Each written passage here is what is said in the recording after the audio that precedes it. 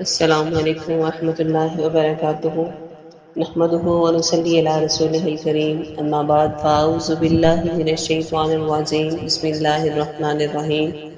سنن ابن ماجہ کی حدیث نمبر 4216 میں صاف دل والے انسان کی کچھ خصلتیں، خوبیاں بیان کی گئی ہیں۔ سیدنا عبداللہ بن عمر رضی اللہ تعالیٰ عنہما سے روایت ہے، رسول اللہ صلی اللہ علیہ وسلم سے پوچھا گیا، سوال کیا گیا، کون سا آدمی افضل ہے؟ کون سا آدمی سب سے افضل ہے؟ آپ نے فرمایا، ہر صاف دل والا، سچی زبان والا۔ صحابہ نے عرض کیا، یا رسول اللہ، سچی زبان والا تو ہم جانتے ہیں کہ سچ بولنے والے کو، سچے انسان کو تو سمجھ آتا ہے، یہ صاف دل والا کون ہوتا ہے؟ آپ صلی اللہ علیہ وسلم نے فرمایا، پرہیزگار، پاک باز، جس کے دل میں کوئی گناہ نہ ہو، نہ زیادتی، نہ کینہ، نہ کسی کے لیے کوئی حسد ہو۔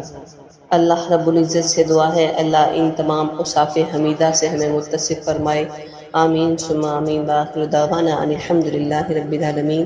السلام علیکم ورحمۃ اللہ وبرکاتہ۔